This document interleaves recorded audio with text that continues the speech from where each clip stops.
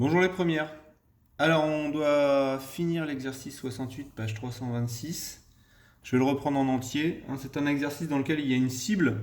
Et pour chaque cible, vous avez un certain nombre de points.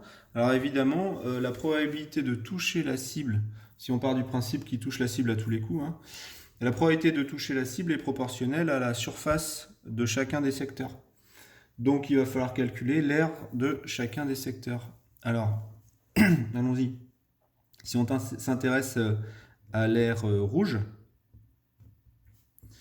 eh bien, on sait que la zone rouge, c'est un cercle de rayon 10 cm, donc on fait pi fois 10 au carré, et ça nous fait 100 pi. Si on s'intéresse à l'aire orange,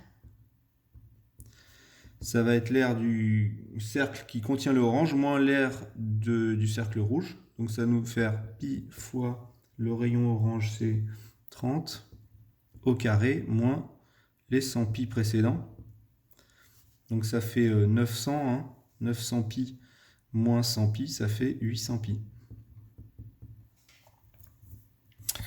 Maintenant, si on s'intéresse à l'aire jaune, ça va être l'aire qui contient le disque jaune moins les aires précédentes. C'est-à-dire que ça va nous faire pi fois 50 au carré moins pi fois 30 au carré. Voilà, donc on obtient, ça fait 2500 pi, 2500 pi moins 900 pi, ça fait 2500 moins, j'ai dit 900, ça fait 2500 moins 900, ça fait 1400 pi. 1600 pi, pardon. Voilà.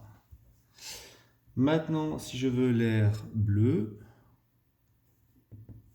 je vais faire pi fois 70 au carré moins pi fois 50 au carré.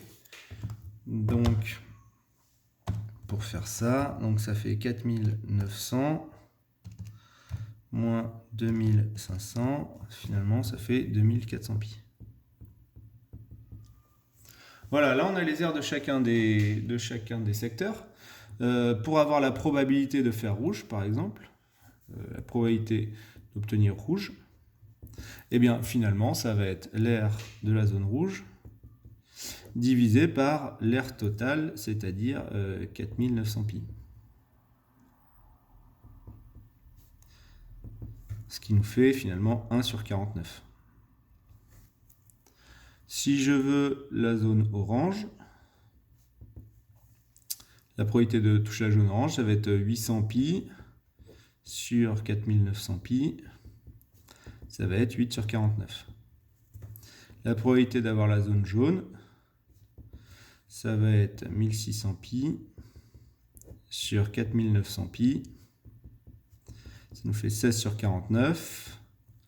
Et puis la probabilité d'avoir la zone bleue, ça nous fait 2400 pi sur 4900 pi. Et ce qui nous fait 24 sur 49. Si on a le moindre doute sur nos résultats, on fait 1 plus 8 plus 16 plus 24 49e et je retrouve 49 49e. La somme des probabilités vaut 1 et ça c'est rassurant.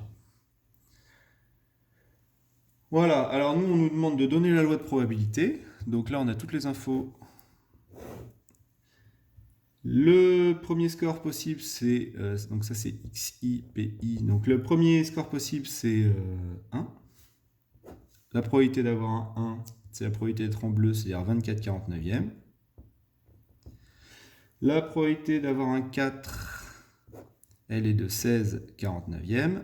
La probabilité d'obtenir un 7, elle est de 8 49e. Et la probabilité d'obtenir un 10, elle est de 1 49e. Et là, notre loi de probabilité, elle est complète. Et donc, on veut calculer l'espérance de la variable aléatoire. Donc, là, le calcul est assez simple. E de x égale à 1 fois 24 49e plus 4 fois 16 49e, plus 7 fois 8 49e, plus 10 fois 1 49e. Donc on fait cette opération à la calculatrice. 24. Je vais oublier les 49e pour l'instant. Je vais faire 24 plus 4 fois 16 plus 7 fois 8 plus 10. Ça nous fait 154 49e. 154 49e. Ça fait combien à peu près? 154 49e.